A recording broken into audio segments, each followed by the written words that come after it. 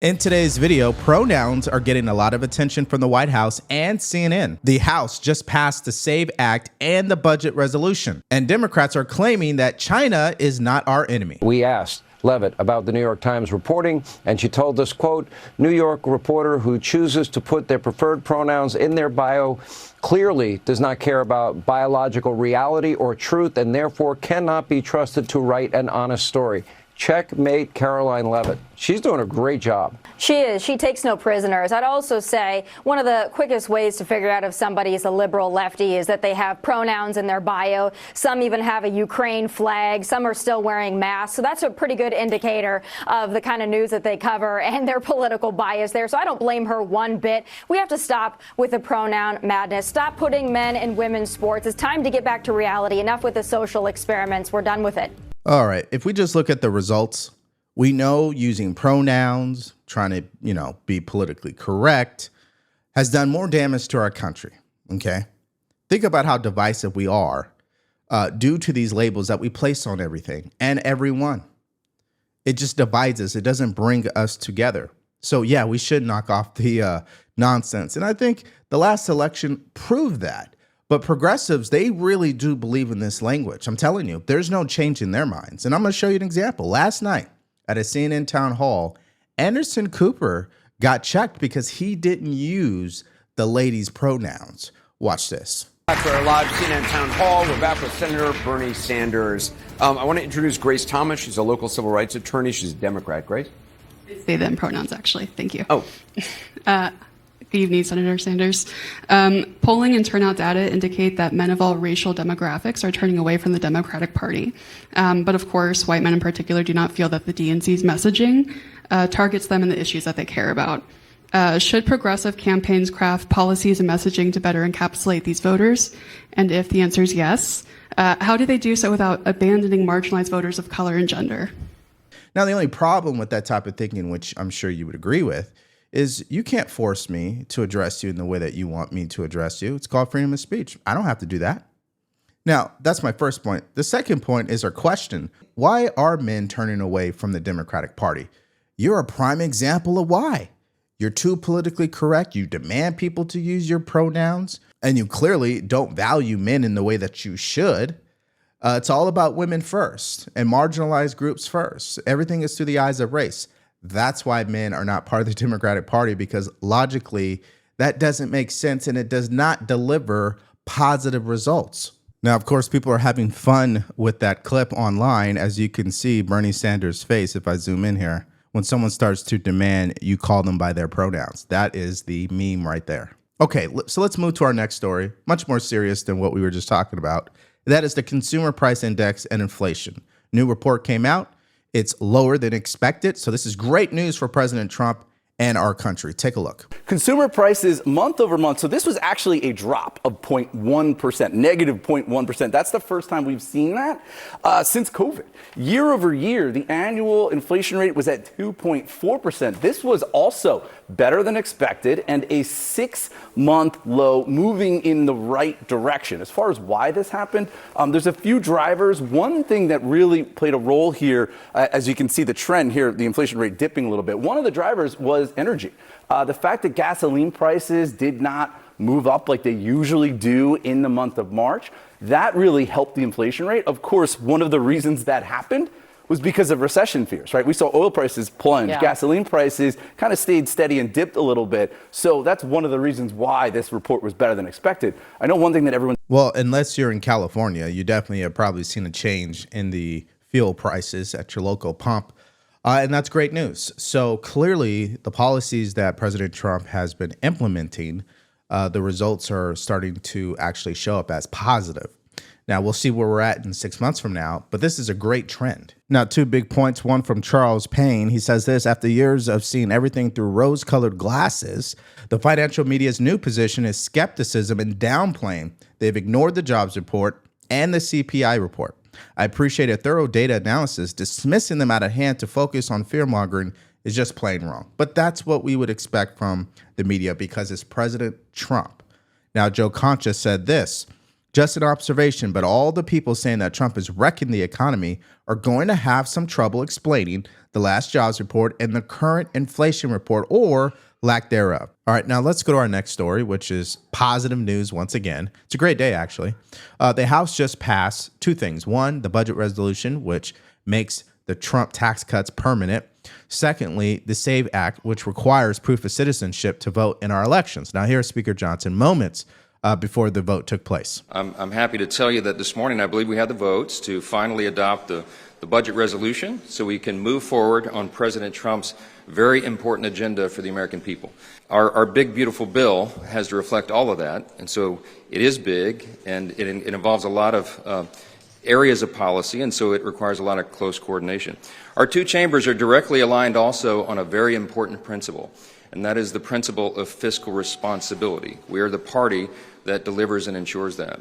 So we have a number of aims here. Our aim is to deliver on our promises in this big, beautiful bill regarding things like border security and restoring peace through strength and American energy dominance and regulatory reform to get the economy really humming again. And of course also tax relief, tax reductions. We have to make the tax cuts permanent, and that's all involved and enveloped in this big effort and all the other promises and priorities we made. So the total vote tally was 216-214. The two Republicans that voted no were Thomas Massie and Victoria Spartz. So no surprise there, because Thomas Massie literally votes no on every single budget bill. And the president did congratulate the House for the passage of the bill. He says that this sets the stage for one of the greatest and most important signings in the history of our country. Among many other things, it will be the largest tax and regulation cuts ever contemplated. Make America great again. Now, here's what Chuck Schumer had to say moments after the House passed the budget resolution. Now, a few moments ago, House Republicans plowed ahead on a morally and financially bankrupt plan to gut Medicaid while cutting taxes for billionaires. Republicans did just what their boss told them to do. They closed their eyes and voted for a bill knowing damn well it will explode the deficit by $52 trillion and kick millions off health care. They voted it knowing damn well that American families lose and billionaires win. They voted for it knowing damn well it would gut critical investments for the American people. All right, so that's what Chuck Schumer had to say. No surprise. They're going along with the same talking points as usual, which is Republicans are gutting entitlement benefits in order to give tax cuts to their billionaire friends. Now, financially, it doesn't work. It doesn't add up. There's no feasible way to even prove that, even if it was the truth, technically. And they're not actually connected, but it doesn't matter. This is the narrative that they're running with. Now, another story that we're going to move to next is, at the same time, the SAVE Act was also voted on. This is in regards to making sure people have proof of citizenship when they vote in our elections, which is a common sense thing. However, here's what some Democrats had to say. In Georgia, over half of the population doesn't have a passport, and our driver's licenses, even the real ID, doesn't prove citizenship. This bill could force Georgians to pay more than $700 million just to register to vote. Y'all, that's a poll tax, plain and simple, and it's blatant voter suppression. Voter suppression by any other name. Election integrity was not an issue that my colleagues have been pushing until Donald Trump told them that they should be pushing this issue. Americans have confidence in elections. And this bill would make it tougher than it has ever been in American history to register to vote at a time where we have the technological ability to be able to verify election eligibility. A bill that is a modern-day poll tax targeting American women and low-income Americans. This bill bans voter ID. This is a bill in search of a problem. We have enough trouble getting American citizens to vote. The gentleman reserves his time. All right, so before I get into the talking points from the Democrats there, vote tally was 220 to 208. 4 Democrats voted with Republicans to pass this bill. Now, it still needs to go to the Senate, and we'll see what happens there. Now, in regards to what the Democrats were saying, there is no hardcore data, numbers, or statistics, even studies that supports the idea that this is voter suppression, that this will prevent women from voting in elections, and that this is a poll tax. Now, listen to this take. It's going viral from a Republican, Congressman Steele. he provides a very straightforward reason why this bill should be passed. Take a look. Mr. Speaker, I view that as insane. We should be making sure that only U.S. citizens are voting in U.S. elections. You'll hear arguments about it's burdensome. Mr. Speaker, I think it's absurd that we're protecting beer more than we're protecting ballots. You have to show a photo ID when you go in to buy a six-pack of beer. You should have to go in and show that you're a U.S. citizen when you register to vote. It's just that simple. And I remind my colleagues that we had this debate in this chamber last Congress. 5 Democrats joined us in voting for this bill. Yeah, it's fascinating, right? You need an ID to drive a vehicle. You need an ID to purchase alcohol. You need an ID to rent a vehicle.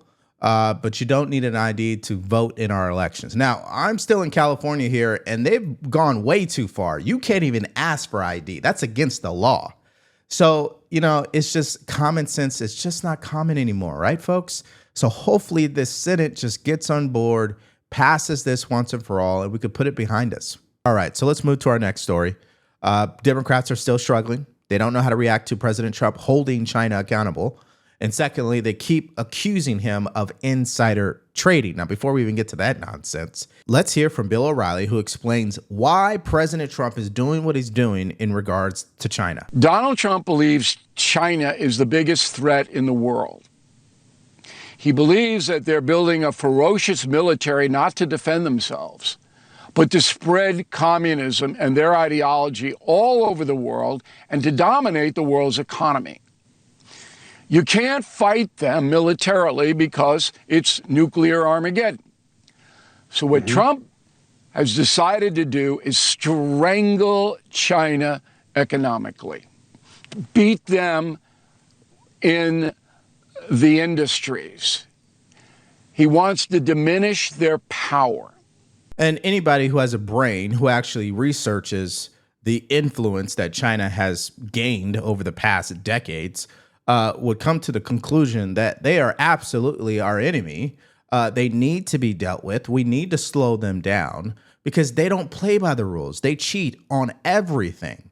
Now, don't tell liberals that because they believe China is not our enemy. They're just our biggest trading partner. Take a look at this. Trade is asymmetrical with China. We imported over 439 billion products from China. We exported over 140 billion from China. Their own foreign ministry has said we will not flinch. We will not genuflect to a bullying government. I respectfully disagree. Though, Tiffany, that we rely so much on an adversary to make most of our goods? Listen, whether it bothers me or not is irrelevant. I'm dealing with reality. It is important, but this is what it is. Why does it have to be the reality that we are dependent on so many things to come out of our biggest adversary in the world? They are the enemy, and we should not be dependent on them. But no, they are not our enemy. They are our biggest trading partner. And if we may earth minerals and you don't. All right, 3 things. Number 1, they're definitely our enemy. Everybody knows that.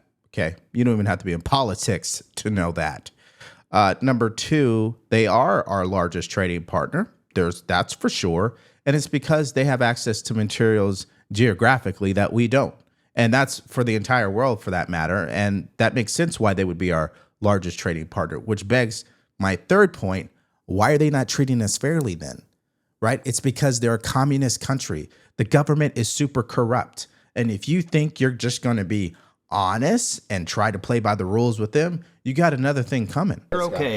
You're okay if we continue to put our own economic and national security future in the hands of our biggest enemy, because effectively they use slave labor to build stuff, and that makes it better for us. That is terrible. I am 100% not okay with that, but I'm dealing in the reality of what is. Do you want to change it? But we need to. I absolutely want to change it. I don't know that changing it means isolating us on the global stage. So what happens? With these Tiffany, if I could ask, what happens if we ever have a military conflict with China and they say, you know what, we're going to put an embargo on anything shipping to the United States. We're going to stop everything. What happens then?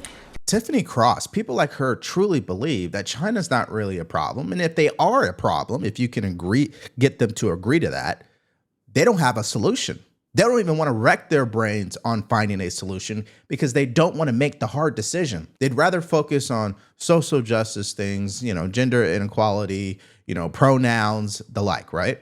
Now, to just show you, again, how unhinged these people are, Ana Navarro claims that if it was Kamala Harris making these moves with China, that we would be calling her hormonal. He's mercurial. Honestly, if it was Kamala Harris behaving this way, they'd call her hormonal and hysterical, right? Look. We'd have to get elected to be. But, well, yes, and if she had been elected and if Hillary Clinton had been elected, if any woman had been elected and been acting this way, they'd say it was menopause. She would have never stood up to China, so I think this is a mood issue. Don't you want a president who is active, right? Active in standing up to our adversaries, active in doing the hard thing. For so long in Washington, no one wants to do the hard thing because they know the hard thing politically is challenging. Now, remember, President Trump doesn't give a F. Why? Because this is it. He's not going to serve a third term. He doesn't need to get reelected, so he's going all in. And there's going to be a lot of times where people disagree with the way he's going about it. People don't like the chaos. But ask yourself this. Do you want someone who's going to get stuff done, but it's chaotic? Or do you want someone who's not going to get anything done and the same old thing keeps happening? Let me know what you guys think about that in the comment section. Now, here's AOC pushing the same old lies about insider trading. Take a look. Trump seems to be doing, from tweeting people to buy stock and then later announcing his development on taxes. If people are pissed about insider trading here at the House, look at what's happening at the White House right now and with the Republican Party. Do you think he knew what he was doing when he sent out that message about stocks before he made the announcement? It sure seemed like he did. I don't think that it was a coincidence. I don't think that Trump just coincidentally said buy stocks and then shortly later made an announcement that dramatically inflated and dramatically raised a lot of these asset prices. Yeah, so there's nothing illegal with him going on social media and writing the words, it's a great time to buy. He didn't say buy stocks or buy ETFs or buy meme coins. He just said buy. So what was he actually talking about? Real estate? Who knows? Right? So they'll have a tough time actually proving that. And this is why this investigation, like I talked about last night, and we'll link it at the end of this video, is going nowhere. But this is what Democrats want to spend their time on. And I think Republicans will welcome it because they're going to be distracted. All right. Now let's go to the question of this video today. What is your reaction to the House passing the budget resolution and the SAVE Act in one day? Let me know what your thoughts are about that and the chances that it will pass in the Senate. Put your answers in the comment section below. Now, I ended this video with a clip about the insider trading investigation. But all Democrats are on board. They got their talking points and they announced it last night. So if you missed out on that story and more from last night, all you have to do is click on that video because it's coming up right now.